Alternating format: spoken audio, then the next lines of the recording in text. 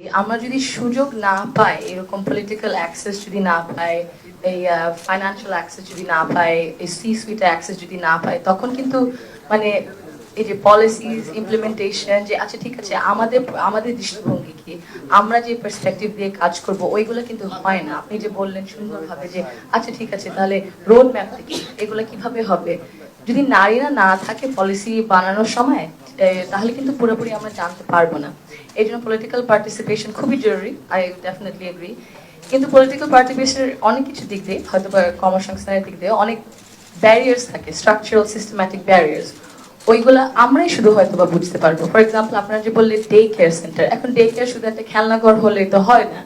সুন্দর একজন ট্রেন যদি থাকে, কয়েকজন, ওদের শিফটও লাগবে, বড় একটা জায়গা লাগবে, বুঝতে হবে ঠিক আছে কোন বয়স থেকে কোন বয়স, ওদের খাবারের ব্যবস্থা, ওদের মানে সুস্থের ব্যবস্থা, ওর যদি কারো কোনো জ্বর থাকে, কোনো দনজন বাচ্চার, ঠিক আছে ওইটা কিভাবে সামাল দিতে, এগুলো যদি ঠিক মতো না হয় তাহলে মাদেরও তো ওরা তো ঠিক মতো কাজ করতে পারবে না, ওরকম সুযোগ নাই। তো কিছু স্ট্রাকচারাল ব্যারিয়ার্স তো আছে। পলিটিক্সের মধ্যে, রাজনীতির মধ্যে আমরা যেটা দেখতে পারি, মানে প্রথম থেকে যদি আমরা দেখি, আপনারা খুব সুন্দরভাবে কিছুজন বলেছেন যে উমামা আপা, হেমা আপা, আপনারা তো মানে নিজ থেকে অনেক বড় মানে স্টুডেন্ট লিডার্স, ভেরি ইমপ্রেসিভ। এখন আপনাদের মতো অনেক আছে নিশ্চয়ই, আপনারা তো ওদের সাথেও নিশ্চয়ই কাজ করেছেন।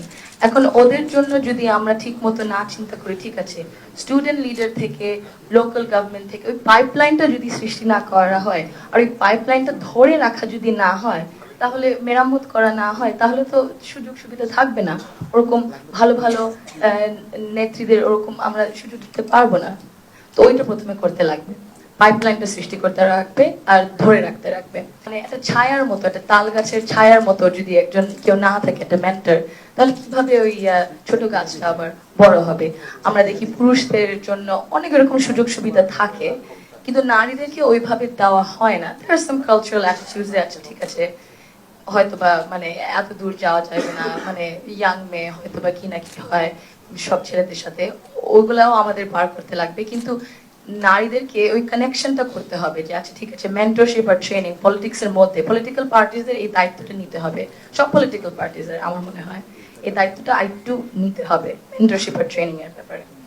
আর একটা বড় বিষয় যে ফাইন্যান্সিং এর ব্যাপারে, ফাইন্যান্সিং ও বিরাট বড় একটা ক্যাম্পেইন যদি করতে চান, রাজনীতিতে যদি চলতে চান, ফাইন্যান্সিং যে পলিটিক্যাল পার্টিসদের মানে ইকুইটি, ইকুয়ালিটি তো আমরা জানি সমান সমান, ইকুইটি হচ্ছে বোঝা যে বৈষম্য হয় কিন্তু ওই জিনিসটাকে ঠিক করার জন্য আরো আরো সুযোগ সুবিধা দিতে হবে।